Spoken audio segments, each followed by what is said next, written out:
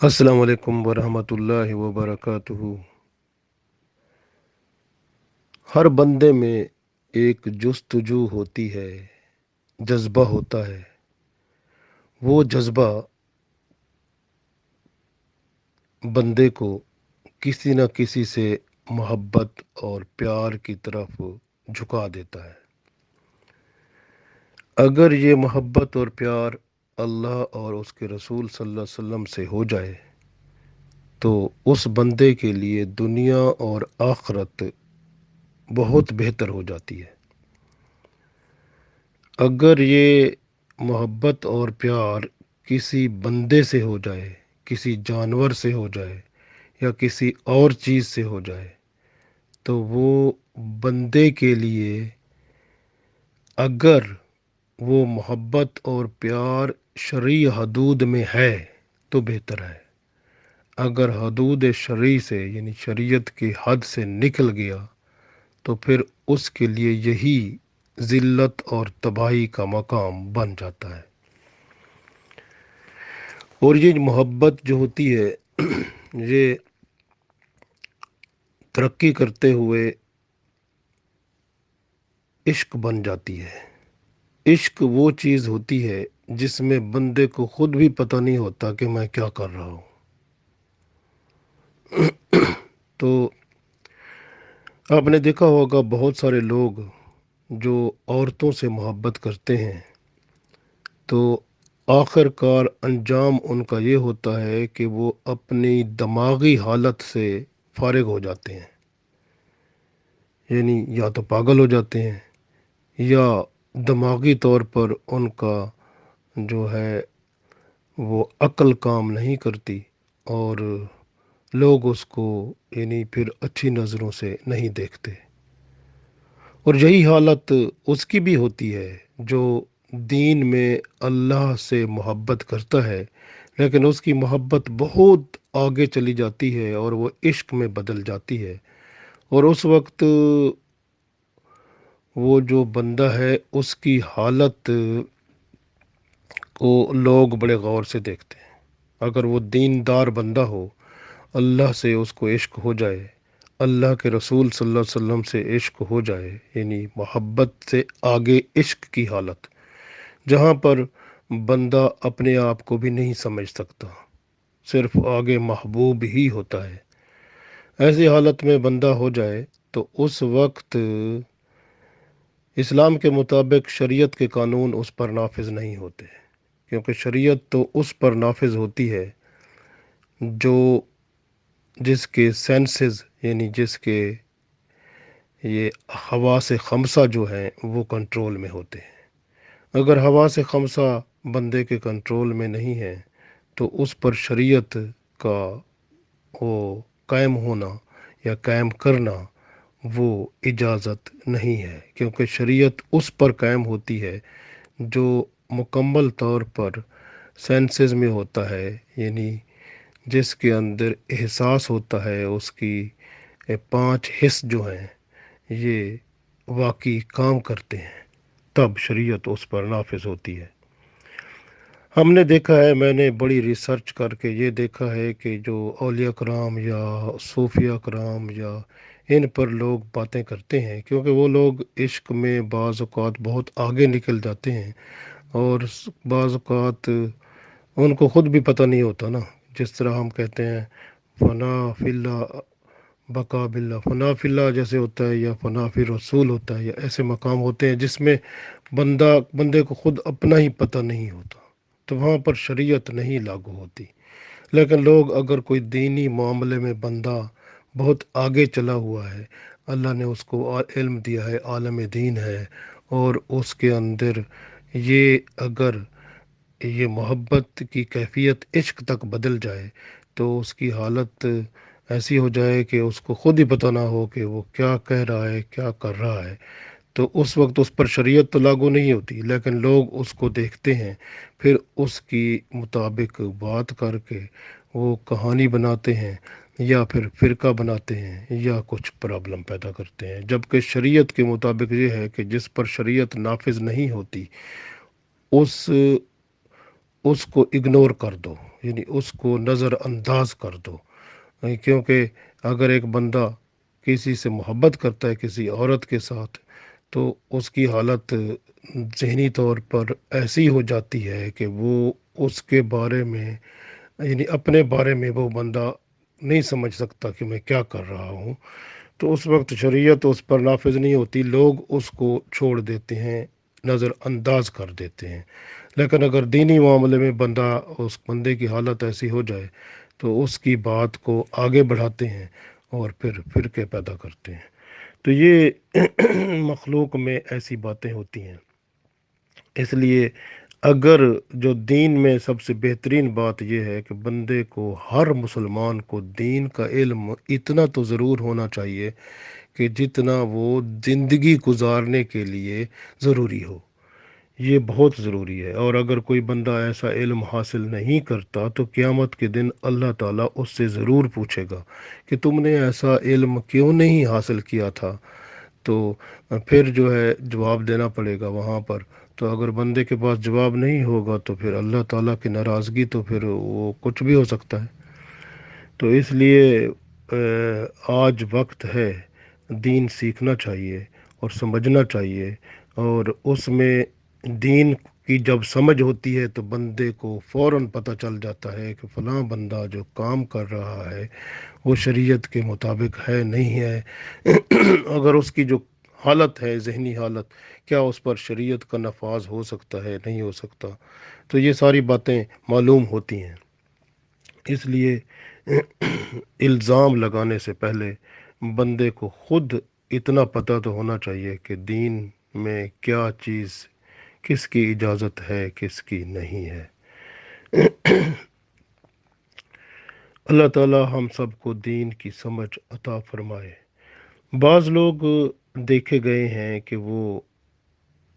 عشق مجازی، یعنی عورتوں سے محبت کرتے ہیں، اور بعض لوگ مختلف اور چیزوں سے محبت کرتے ہیں، اور یہ محبت عشق کی حالت تک پہنچ جاتی ہے۔ اسلام نے سب سے بہترین بات بتائی ہے۔ سورہ نور میں اللہ نے ارشاد فرما دیا کہ اپنی نگاہوں کو نیچا کر لیں۔ جب آپ کو کوئی چیز پسند آتی ہے، یعنی آپ کا دل اس کی طرف جھکتا ہے، تو آپ کا حق ہے کہ دل کو اللہ کی طرف جھکا دیں، اپنی نظر کو وہاں سے اٹھا لیں، دوبارہ نہ دیکھیں اس کو، کیونکہ اگر وہ چیز آپ کے دل میں سما گئی تو اللہ، کہتے ہیں نا کہ جو دل ہوتا ہے اللہ کا عرش ہوتا ہے، تو پھر اللہ اس دل میں سے نکل جاتا ہے، یعنی اللہ کی محبت اس دل میں نہیں رہتی، وہ پھر چلی جاتی ہے، پھر اس دل میں وہ چیز آ جاتی ہے جو نظروں کے سامنے ہوتی ہے، جس کی طرف بندہ نظر کر رہا ہوتا ہے، اور وہ پھر بندے کی نظر کے ذریعے، اس کی آنکھ کے ذریعے اس کے دل میں جا کر وہ ٹھہر جاتی ہے، اور وہ مقام جو اللہ کے لیے تھا، اللہ کی محبت کے لیے تھا، اس میں اب اللہ کا شریک آ کر ٹھہر جاتا ہے، اور جب کوئی شریک آ جائے تو پھر اللہ تعالیٰ کی محبت اس بندے کے دل سے رخصت ہو جاتی ہے۔ اس لیے فرما دیا گیا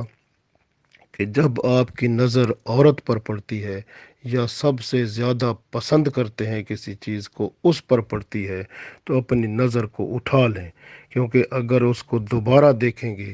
اور دل کی گہرائی تک اس کو دیکھیں گے، تو یا تو وہ نظر جو ہوتی ہے نا، کہتے ہیں نظر لگ گئی ہے کسی کو، پھر وہ نظر جو ہے آنکھ کی وہ نظر بن جائے گی، یا تو وہ بندہ جس کو دیکھیں گے اس کو تکلیف میں آ جائے گا، یا مصیبت میں آ جائے گا، یا وہ چیز جس کی طرف آپ دیکھ رہے ہیں وہ ٹوٹ جائے گی، یا کچھ اس کو ہو جائے گا۔ عرب میں یہ لوگ تھے، نظر کا وہ ایسے کرتے تھے کہ کتنے کتنے دن تک کھانا ہی نہیں کھاتے تھے وہ۔ تو کیا کرتے تھے پھر وہ، اس وجہ سے جب کسی کو پھر دیکھتے تھے نا، تو وہ اس کی حالت غیر ہو جاتی تھی، یا تو مر جاتا تھا یا اس کو کوئی تکلیف ہو جاتی تھی۔ تو نظر کا بڑا اثر ہے، اس پر انشاءاللہ کسی وقت ہم بات کریں گے۔ لیکن نظر جو ہے، اس کے بارے میں اللہ نے جو فرما دیا قرآن پاک میں سورہ نور میں، کہ جب نیک لوگ، چاہے وہ عورت ہو یا مرد ہو، عورت کی نظر اگر مرد پر پڑے تو عورت کو چاہیے اپنی نظر جھکا لے، اور اگر مرد کی نظر عورت پر پڑتی ہے تو پھر مرد کو چاہیے اپنی نظر جھکا لے۔ اور شریعت میں یہ ہے کہ اگر پہلی نظر پڑ گئی اور وہ نظر جنرل جیسے عام نظر پڑ گئی تو وہ حلال ہے، اس کا یعنی پوچھ گچھ نہیں ہوگی۔ لیکن اگر دوبارہ بندے نے دیکھا تو پھر وہ سمجھو گناہ میں پڑ گیا۔ اسی طرح سے نظر اگر پہلی بھی ہو، اگر ایک دم پڑتی ہے تو فوراً اٹھا لینا چاہیے، لیکن اگر بندہ ٹک ٹکی کر کے اس کو دیکھتا ہے غور سے تو سمجھو گناہ پہلی نظر میں ہی کر لیتا ہے۔ تو اس لیے نظر جو ہوتی ہے بندے کی بد نگاہی جو پھر بندے کی ہو جاتی ہے، تو وہی بندے کے اندر سے جب دل میں سے اللہ کی محبت چلی جائے تو وہ دل کے اندر دوسرا بندہ آ جائے تو پھر بندے کے حواس جو ہیں وہ پھر اس کا ساتھ نہیں دیتے، اور آہستہ آہستہ حالت بندے کی خراب ہو جاتی ہے۔ اور بعض اوقات ایسا ہوتا ہے، آپ نے دیکھا کہ بعض بچے یا بچیاں ایسے ہوتے ہیں، پھر وہ اس خواہش کو پورا کرنے کے لیے وہ اپنے ماں باپ کو بھی قتل کر دیتے ہیں۔ اور حتیٰ کہ آپ دیکھیں کہ عرب میں آکاش نامی ایک عورت تھی، وہ اس کا باپ جو تھا اس لڑکی کا اس سے بہت محبت کرتا تھا۔ ایک دفعہ اس لڑکی سے شادی کرنے کے لیے ایک رشتہ آیا۔ اب وہ آدمی جو تھا لڑکی کو پسند آ گیا، لیکن اب جیسے ہوتا ہے نا، عام طور پر باپ ہوتا ہے، وہ دیکھتے ہیں نا کہ اگر لڑکا ہے تو وہ ڈرگ والا نہ ہو، اس کے اندر کوئی شراب اور گندی کام کرنے والا نہ ہو، بے حیا نہ ہو، اس کی یعنی اس کو دیکھا جاتا ہے تاکہ وہ ایسا نہ ہو کہ ہماری لڑکی کے لیے مستقبل میں نقصان دہ نہ بنے۔ تو وہ اب لڑکی کو وہ لڑکا پسند آ گیا جس کا رشتہ آیا تھا۔ جب باپ نے اس کے بارے میں معلوم کیا تو باپ نے پسند نہ کیا، اس نے کہا یہ بہتر رشتہ آپ کے لیے نہیں ہے۔ اب لڑکی نے کہا میں اسی سے ہی شادی کروں گی، نکاح کروں گی۔ باپ نے کہا یہ بہتر نہیں ہے، ایسے مستقبل میں آپ کے لیے یہ ٹھیک نہیں ہوگا، تو اس نے انکار کر دیا۔ اب اس لڑکی نے اپنے باپ کو زہر دے دیا۔ جب زہر بندے کے اندر محسوس کیا جا رہا تھا، یعنی اس کا باپ زہر کو محسوس کر رہا تھا، اس نے اپنی بیٹی کو بلایا، اسے کہا کہ اے آکاش، اس لڑکی کا نام آکاش تھا، کہ اے آکاش، تو نے تو میرا خون کر دیا، میں نے تو تیرے بھلائی کے لیے یہ سب کچھ کیا تھا، اور تو نے تو میرے ساتھ کیا کر دیا؟ تو تو ان قریب اس کا مزہ چکھے گی۔ اب باپ یہ کہتے ہوئے مر گیا۔ اب یہ عورت جب باپ مر گیا، اس عورت نے اسی بندے سے نکاح کر لیا۔ جب نکاح ہو گیا، اس کے کچھ عرصے یعنی تھوڑے دنوں میں ہی اس کی گھر میں افراتفری شروع ہوئی، اس کی پٹائی ہوتی، روزانہ وہ خامند اس کو مارتا، اور اس طرح گھر میں فساد پیدا ہوا۔ اور کیا ہوا، اور پھر وہ خامند اس کو بالکل ہی پسند نہیں کرتا تھا اور نفرت پیدا ہو گئی، اور کیا ہوا کہ آخر میں اس خامند نے دوسری شادی کر لی۔ اب دوسری شادی کر لی تو اس اس کے ساتھ اس کا تعلق خراب ہو گیا، اور اس کا اب یہ نہ طلاق لینے والی، کیونکہ طلاق جو ہے اس معاشرے میں بری سمجھی جاتی تھی۔ جس طرح آج تو بعض لوگ اس کو برا نہیں سمجھتے، لیکن اللہ اور اس کے رسول صلی اللہ علیہ وسلم اس کو برا سمجھتے ہیں، اور جو ایمان والے ہیں وہ بھی اس کو برا سمجھتے ہیں۔ تو طلاق کو برا سمجھا جاتا تھا، تو اس لیے اس نے طلاق نہ لی، لیکن اس کی زندگی اسی طرح پھر تکلیفوں میں، مصیبتوں میں کٹتی رہی۔ تو یہ سبق ملا، جو خواہش نفس کو پورا کرنے کے لیے عورت ہو یا مرد ہو اپنے باپ کو مار دے تو یا ماں کو مار دے تو وہ پھر زندگی ان کی وہ اچھی نہیں رہتی، ذلیل اور رسوا ہوتے ہیں اور آخرت میں عذاب الہی میں مبتلا ہوں گے۔ تو یہ کتنی مصیبت ہے۔ اس لیے جو ہے اکثر یہ دیکھا جاتا ہے بچے جو ہوتے ہیں صرف ان میں ایک جذبہ ہوتا ہے، لڑکے ہوں یا لڑکیاں جوان ہو جاتے ہیں تو ان کے لیے حکم کیا ہے کہ وہ سب سے پہلے تو دین کی تعلیم حاصل کریں، اور اس میں ان کو معلوم ہو کہ جب جوان بچے ہو جاتے ہیں تو ان کی جنسی ضروریات کو پورا کرنے کے لیے اسلام کیا حکم دیتا ہے۔ اب یہ بہت ضروری ہے، اور یہ جب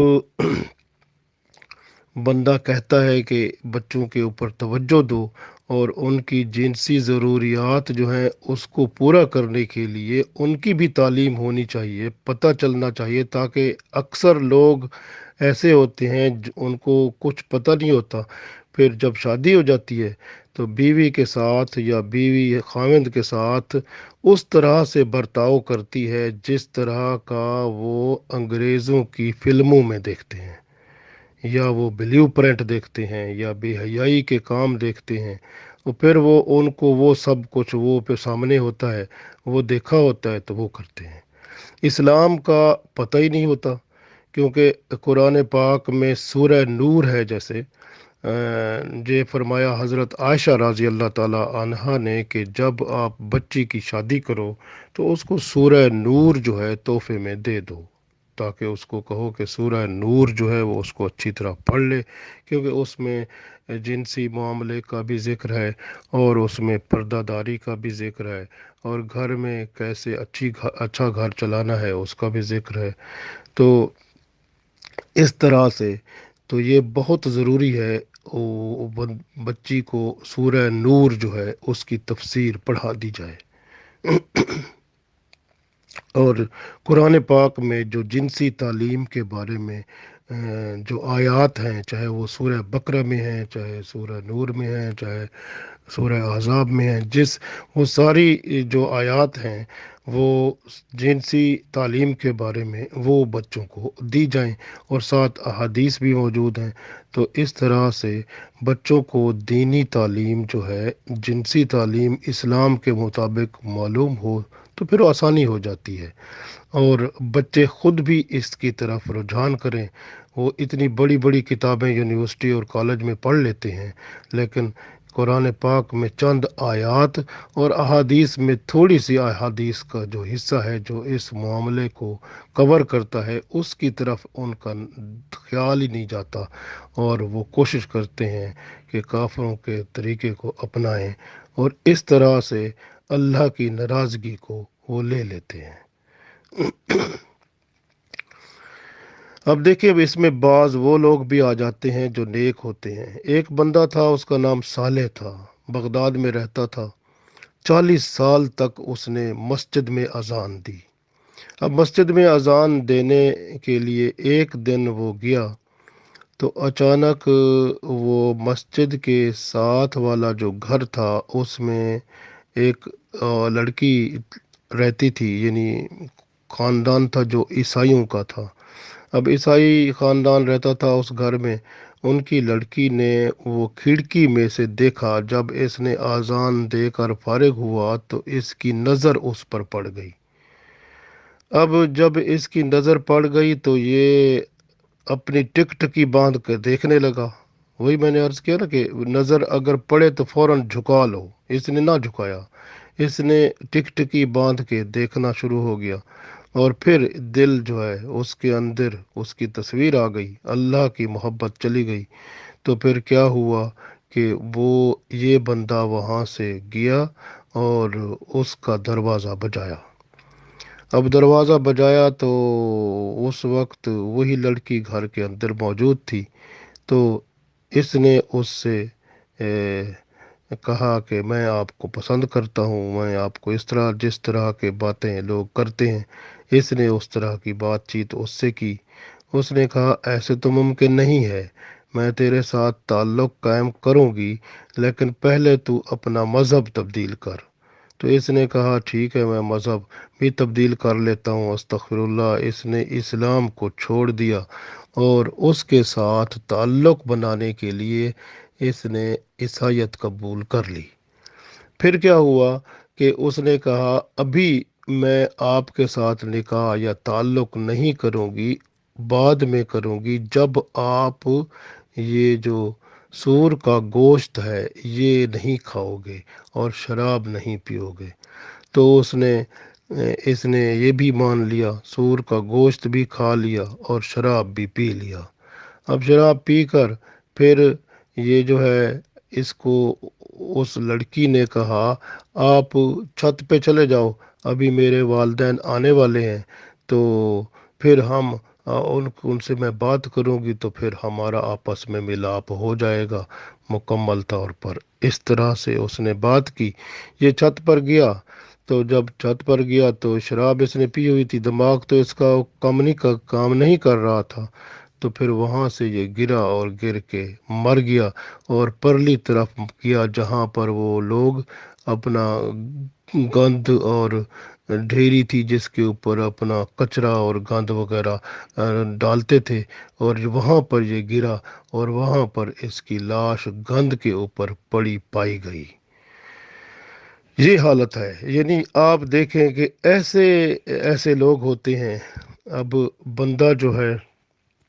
جب عشق مشوقی میں یہ پڑھتا ہے، نہ اس کو اللہ یاد رہتا ہے، نہ اس کے رسول صلی اللہ علیہ وسلم، اور نہ شریعت، نہ اس کا ایمان یاد رہتا ہے، سب تباہی پھر جاتی ہے۔ تو اس لیے یہ جو ہے شریعت کے مطابق جب بندہ عمل کرے تو اللہ تعالیٰ کی رحمت ہو جاتی ہے۔ تو بندے کو اگر رشتہ اس کا نہیں مل رہا تو کیا ہوتا ہے کہ اگر لڑکی ہے،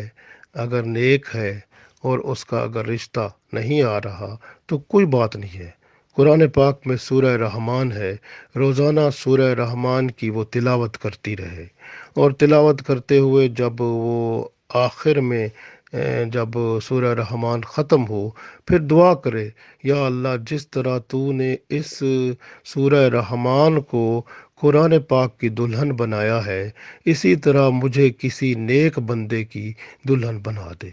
تو پھر وہ 40 دن کے اندر اندر ہی اس کا کہیں سے رشتہ آ جاتا ہے، اور پھر اللہ تعالیٰ کی رحمت سے وہ اس کا نکاح کسی نیک بندے سے ہو جاتا ہے۔ کیونکہ رشتہ جب آئے تو بچی لڑکی ہوتی ہے تو اس کے لیے استخارہ کرنا چاہیے۔ استخارہ کا مطلب ہوتا ہے اللہ سے مشورہ۔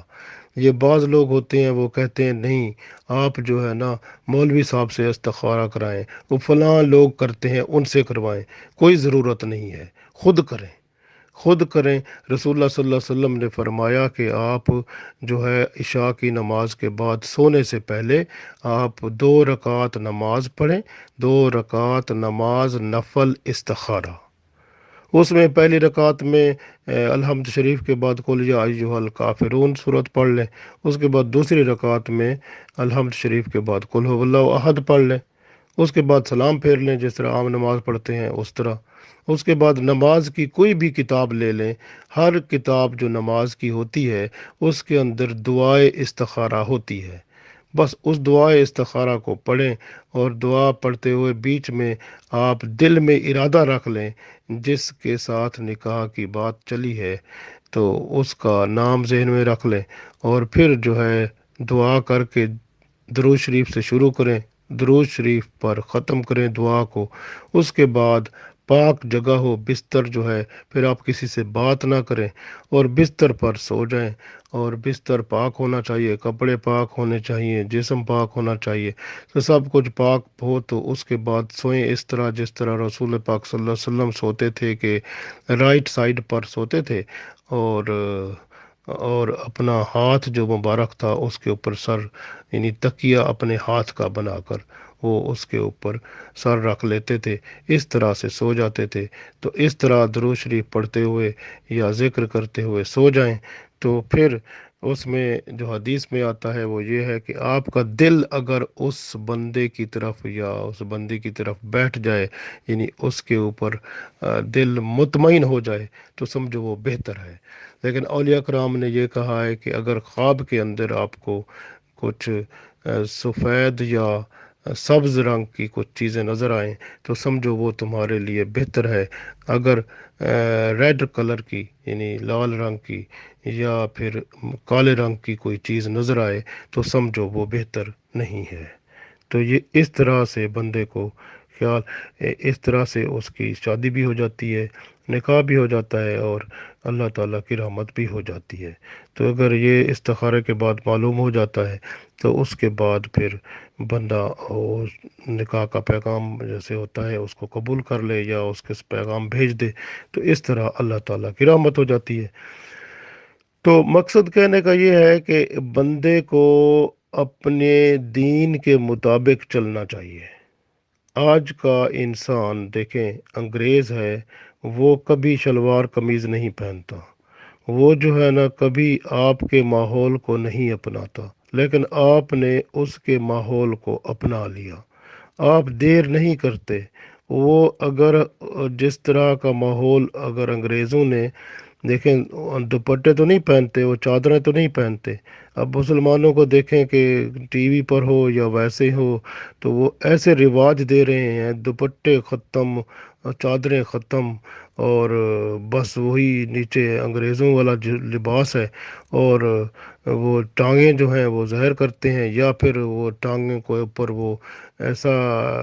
نہ پینٹ ہوتی ہے نہ کوئی اور چیز ہوتی ہے، بلکہ وہ تنگ سی چیز ہوتی ہے، اور اس طرح کا وہ لباس بنایا ہوا ہے جس طرح کے ان کا بنا ہوا ہے۔ تو یہ ان کو فالو کر رہے ہیں،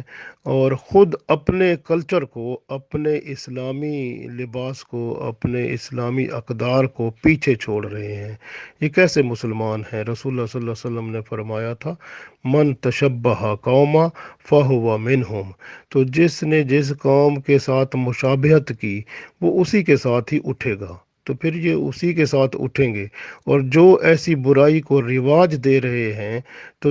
جو لوگ اس برائی کو کریں گے، تو یہ سب کا گناہ ان کے کھاتے میں لکھا جا رہا ہے۔ وہ بھی گناہ گار ہوں گے جو کریں گے، اور یہ جو دوسروں کو علت دیتے ہیں وہ بھی اس گناہ میں برابر کے شریک ہیں۔ اس لیے یہ جو ہے، آپ دیکھیں کہ اگر مسلمان ہے تو وہ لڑکا ہے تو یا لڑکی، وہ اگر کسی